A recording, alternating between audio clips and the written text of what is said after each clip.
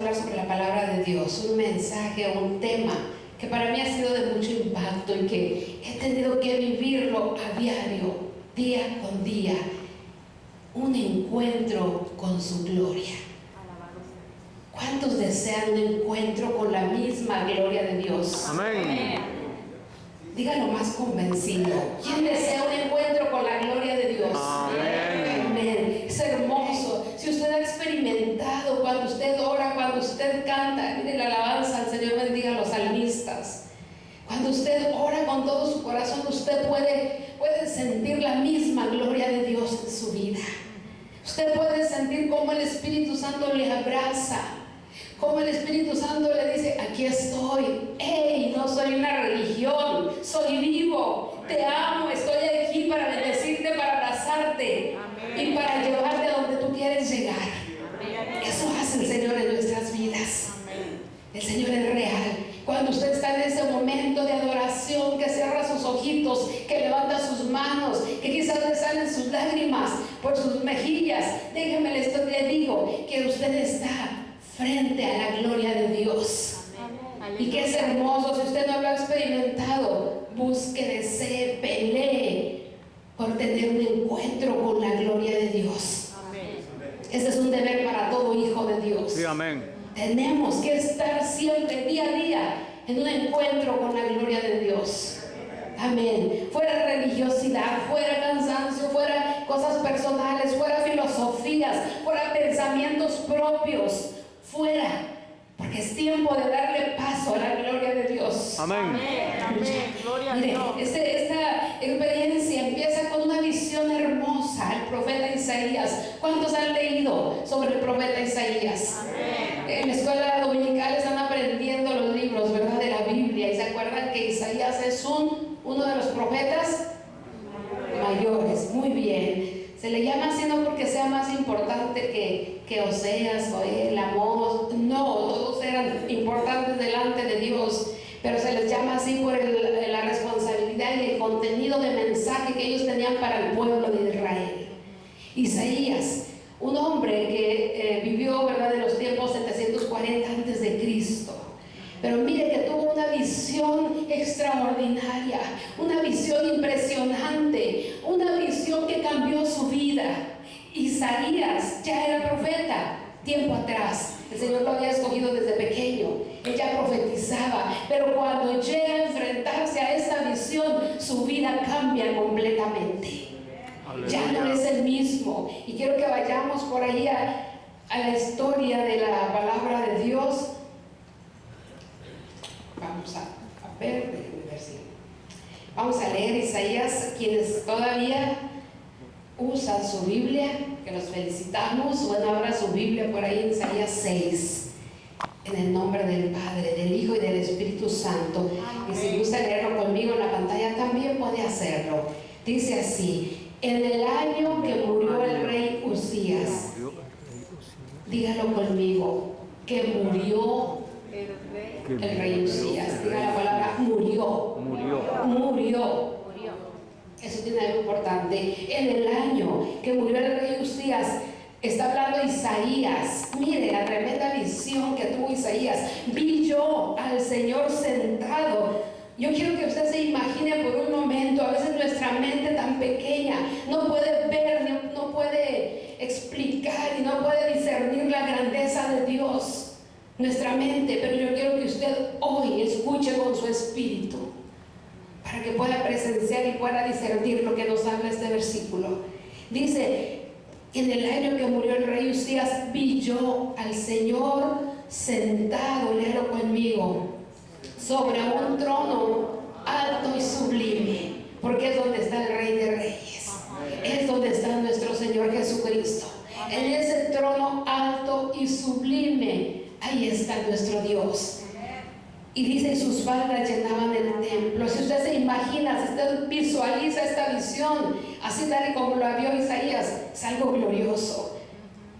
Él miró como que si los cielos se abrieran y pudo ver un trono, el trono de Dios, alto, sublime. Y dice: sus faldas llenaban el templo, cubría todo.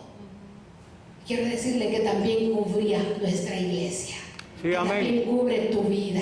Amén. Que esa gloria de Dios también cubre tu corazón, tus pensamientos, lo más profundo que hay en tu ser. La gloria de Dios lo cubre. Aleluya, cubría. Dice, llenaban el templo. Por encima de él había serafines. Estos ángeles del rango más alto, según la palabra de Dios, que también son conocidos como quemadores. Ahorita vemos por qué. Dice, cada uno tenía, ¿cuántas alas? Imagínense, nosotros nos maravillamos con los pajaritos que tienen 2 alas, ¿verdad? Pero miren que estos serafines tenían 6 en total. Dice, tenían 2, con 2 cubrían sus rostros, con 2 cubrían sus pies y con 2 volaban. ¿Por qué cubrían sus pies? Porque estaban delante de la grandeza y de la presencia hermosa y divina del Señor. Se cubrían porque Él merece toda adoración y delante de Él tiene que haber santidad. Sí, amén. Santificación. Amén. Amén. Y mire, dice, con 2 volaban porque adoraban al Señor. Y el uno al otro daba voces diciendo, ¿qué decían? Santo, santo, Jehová de los ejércitos, toda la tierra está llena de tu gloria. Déjenme le digo que si los contratan de serafines, los van a despedir. Oiga, los serafines estaban gritando. ¿Cómo gritaban los serafines? Santo, santo, santo, Jehová de los ejércitos, toda la tierra está llena de tu gloria. Aleluya. Porque estaban delante de la presencia divina de nuestro Dios. Amén. Cuando usted está aquí en la casa de Dios, usted suéltese.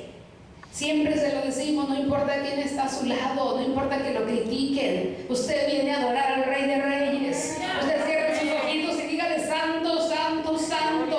Tú eres glorioso, tú eres poderoso, tú eres divino, tú eres Rey de Reyes. Dígaselo. A eso venimos a este lugar.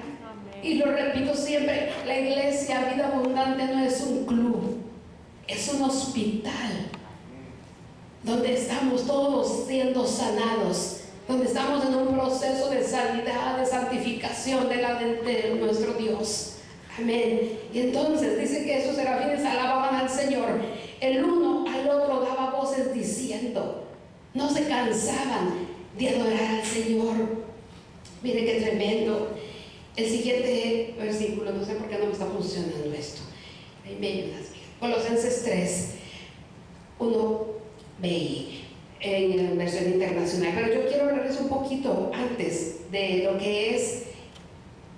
Está hablando y empieza diciendo, regresa diciendo, por eso le dije, repita, murió, y se lo subrayo, en el año en que murió el rey Usías, en el año en que murió. ¿Quién es Usías? Vamos a conocer un poquito de Usías. Usías es un rey de Judá que fue levantado como rey cuando murió su padre Amasías, cuando él tenía 16 años. ¿Se da cuenta? Era un jovencito, pero él no estaba solo, tenía consejeros. Y dice la palabra de Dios que él siguió el camino de su padre y era recto delante de Dios. Escuchaba a sus consejeros sabios. Por eso es que él hizo grandes cosas en toda la nación, ¿verdad? De Israel y de Judá. Él fue creciendo, pero fue creciendo en la sabiduría de Dios también. El Señor le hizo poderoso, le hizo grande, venció a sus enemigos. Oiga, conquistó tantos reinos. Pero ¿qué sucedió? Como suele suceder en algunos casos. Dice la palabra de Dios que cuando él se vio grande, se olvidó de Dios. El orgullo entró en su corazón. Ya no era un jovencito, era un hombre grande.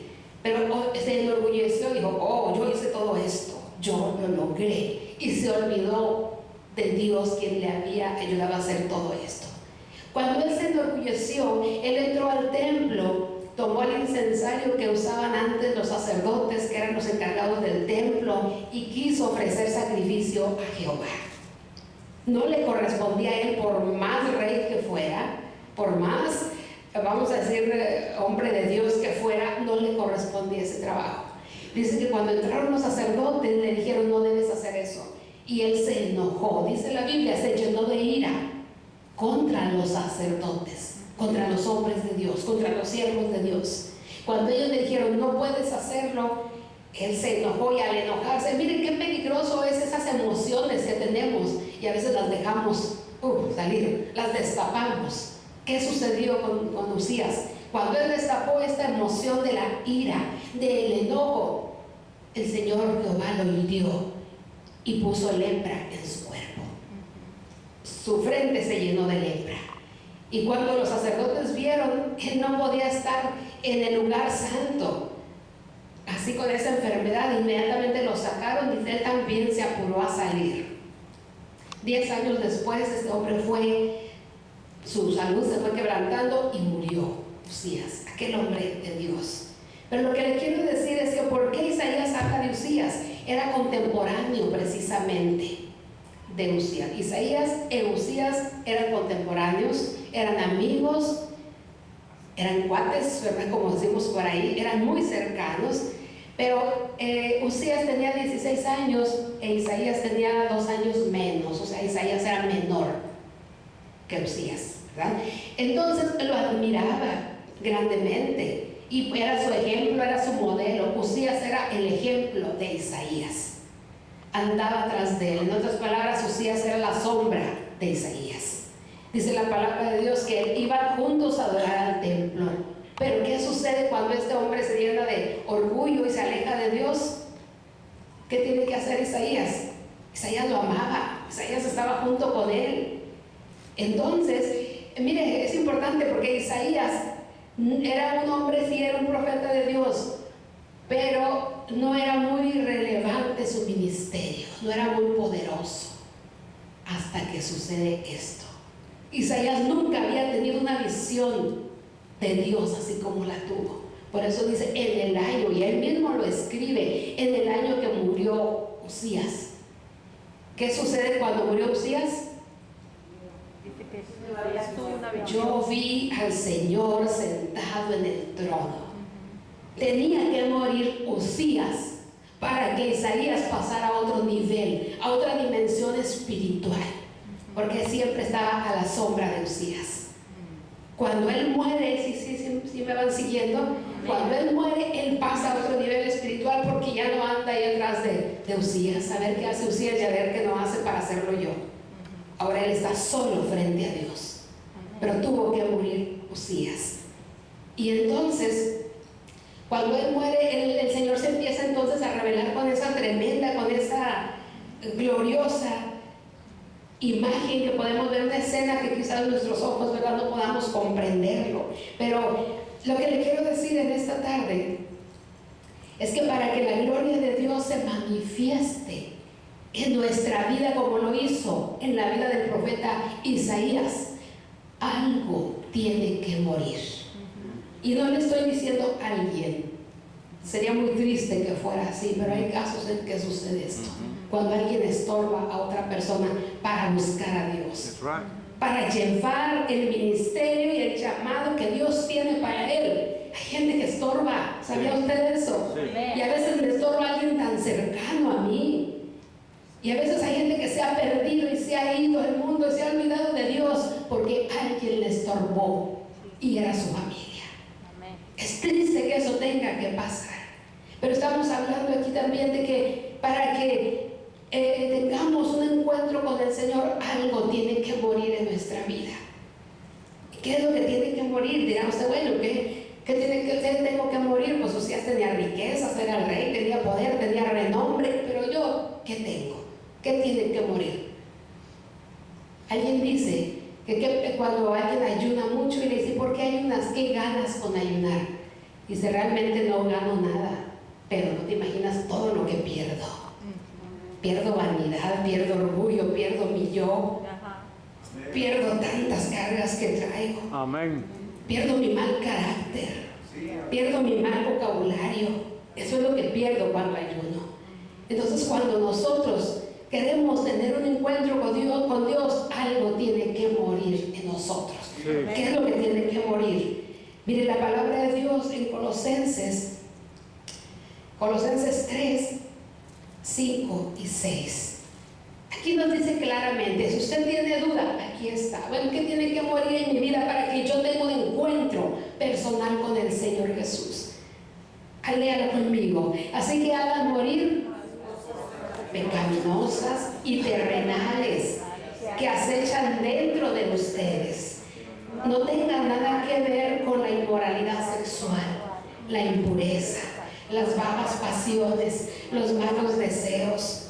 No sean ávaros, pues la persona ávara es idólatra, porque adora las cosas de este mundo.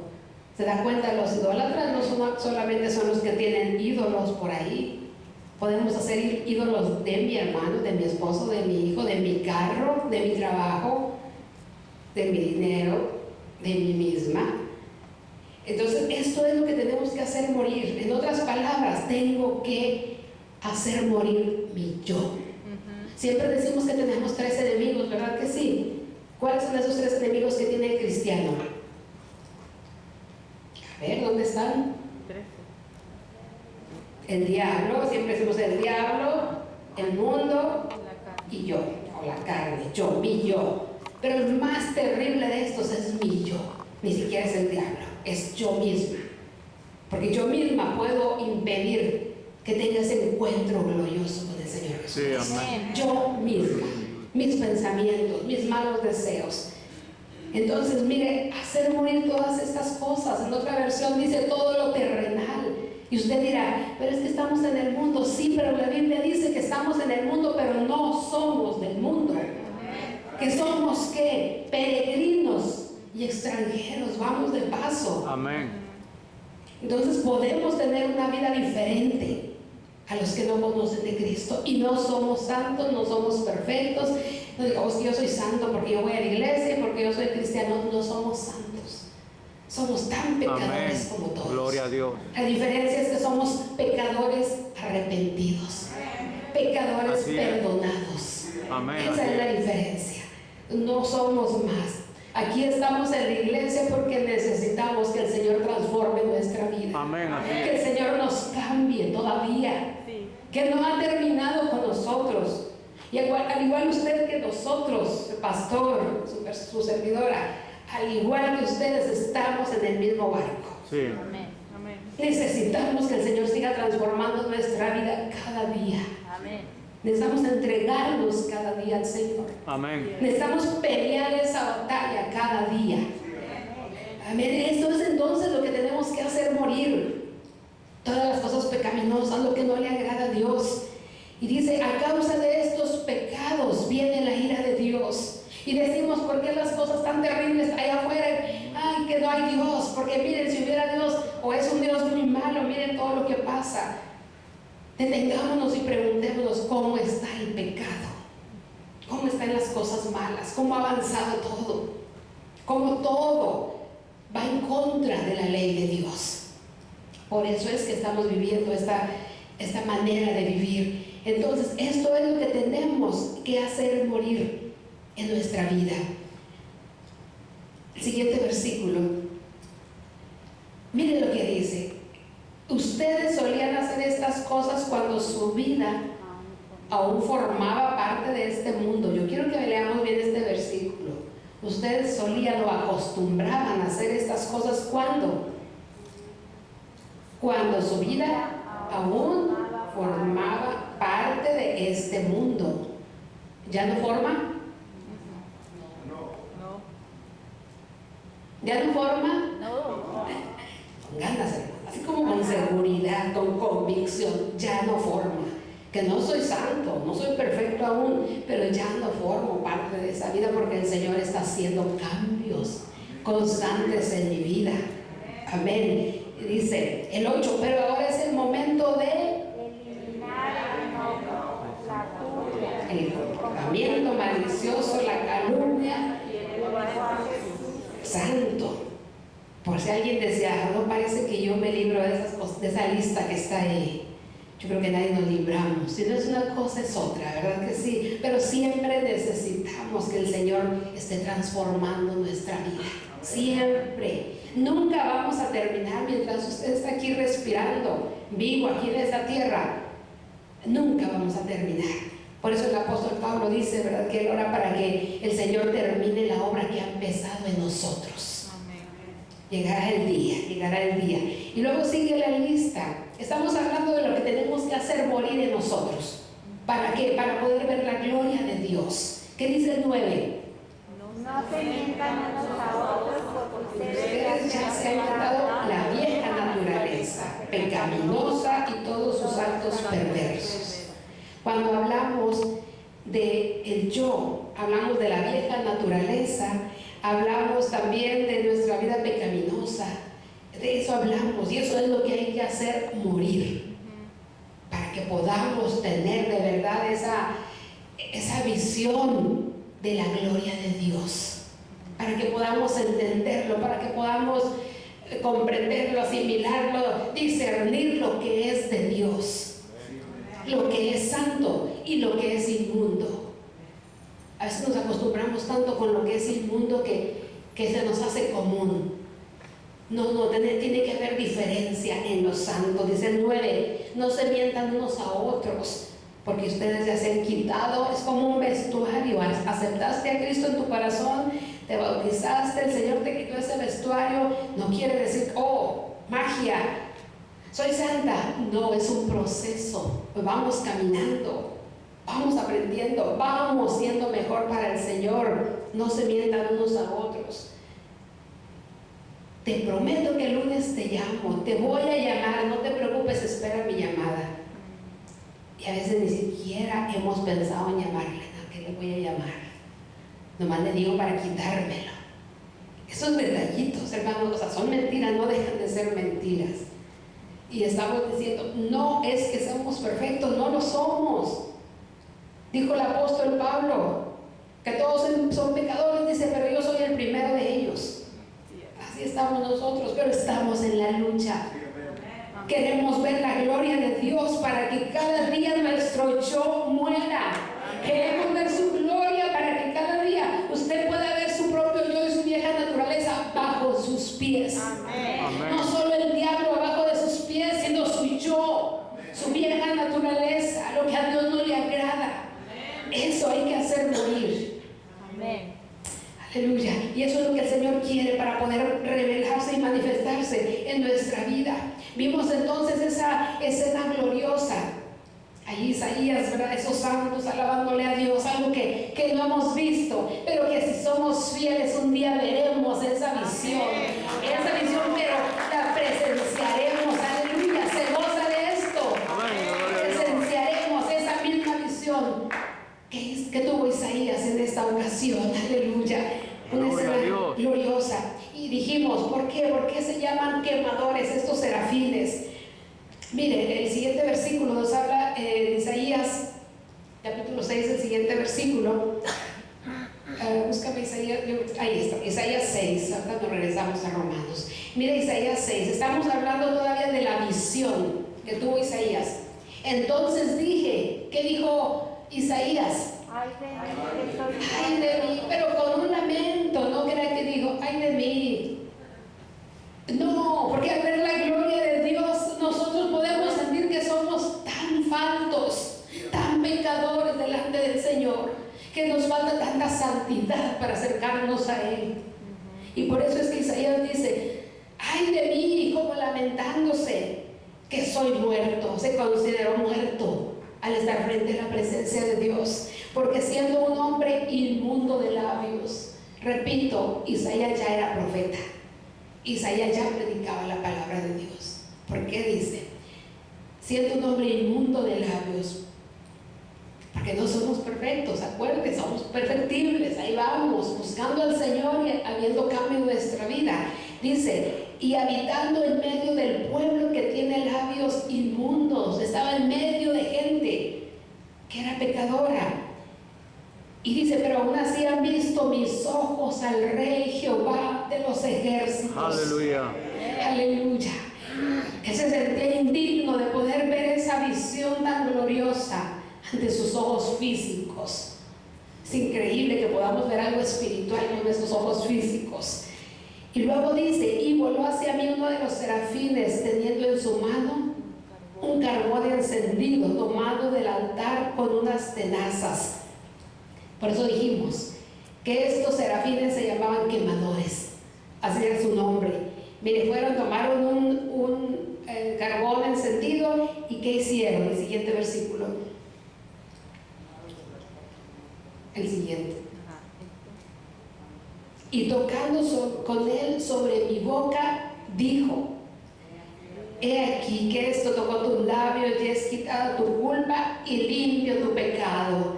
Aleluya. No se goza usted que cuando veníamos del mundo, quizás dañados, quizás lastimados, quizás con tanto pecado, tanta carga, que el Señor en la cruz te haya mirado con amor y te haya dicho: he quitado tu culpa, he perdonado tu pecado. Eso sucedió con Isaías. Tocó su boca, este serafín vino y limpió. ¿Por qué? Porque Isaías dijo: tengo labios inmundos, tengo pecado en mí. Pero el Señor dijo: para que estés delante de mi presencia te tengo que santificar. Tengo que quemar ese pecado. Déjeme, le digo que a veces duele que el Señor queme lo que hay en nosotros. Duele, y no es un dolor físico, pero nos duele que el Señor empiece a quitar todo lo que a Él no le agrada, ese yo, eso que tiene que morir en nuestras vidas. Qué hermoso que Él pudiera oír esa voz del Señor, ¿verdad? Y hablarle enseguida. Mire, después oí la voz del Señor que decía: ¿a quién enviaré? ¿Y quién irá por nosotros? Entonces respondí yo: heme aquí, envíame a mí. Porque tuvo que pasar Isaías por esa visión, porque tuvo que pasar por ese encuentro glorioso con nuestro Señor Jesucristo para poder decir: heme aquí. Déjenme le digo que porque si no tenemos un encuentro con el Señor, nunca estaremos dispuestos a servirle. Siempre habrá excusas, siempre habrá: no puedo, tengo que hacer esto y lo otro, porque no hemos tenido un encuentro personal con Cristo. Cuando tú tienes un encuentro personal con Cristo, no hay excusa. Dirás: heme aquí, Señor, envíame a mí. ¿A dónde voy? Amén. Isaías ya era profeta, sí, pero tuvo que pasar por esta visión, tuvo que presenciar esto, tuvo que tener ese encuentro para que de sus labios dijera: heme aquí, Señor, ya purificaste mi pecado, ya me perdonaste, aquí estoy listo. Pero para llegar a este punto tuvo que morir el rey Usías, su amigo, quien le hacía sombra, a quien él seguía siempre. Tuvo que morir, ¿se fija? Entonces, hablando de esto, nosotros, en un sentido figurado, tiene que morir algo en nosotros, y ya hablamos de eso, nuestro yo. Eso que no deja que Dios se acerque a nosotros. ¿Sabía eso? Porque somos nosotros mismos, somos nuestros pensamientos, somos lo que tenemos aquí adentro que alejamos a Dios, que queremos servir a Dios a nuestra manera. Un evangelio cómodo o un evangelio de prosperidad. No se diga eso, ¿verdad? No quiere el Señor eso. El Señor quiere tu corazón quebrantado. Gloria a Dios. Aleluya. La palabra de Dios dice: al corazón contrito y humillado no despreciarás tú, oh Dios. Pero al altivo lo mira de lejos, al que cree que tiene todo, al que cree que no necesita a Dios, a él lo mira de lejos y nunca tendrá esta visión celestial que el profeta Isaías pudo presenciar. Alabado sea Pero Dios. ¿por qué es que nosotros no podemos tener ese encuentro con el Señor? Ya dijimos, algo tiene que morir en nosotros. Y la palabra de Dios también nos habla sobre eso. Mire, tenías ahí Romanos, ¿verdad? A mí me hace mucha falta esto. ¿Por qué? ¿Pero por qué tengo que dejar eso? ¿Que no puedo seguir a Dios, servir al Señor y caminar con el Señor? Pero también traer a mi yo aquí, a mi vieja naturaleza. Al fin que no va a hablar, va a andar calladita. No podemos, hermanos. Mire lo que dice Romanos 8.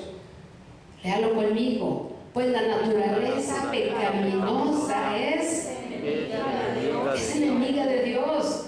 Siempre. ¿Por qué? Nunca obedeció las leyes de Dios ni jamás lo hará.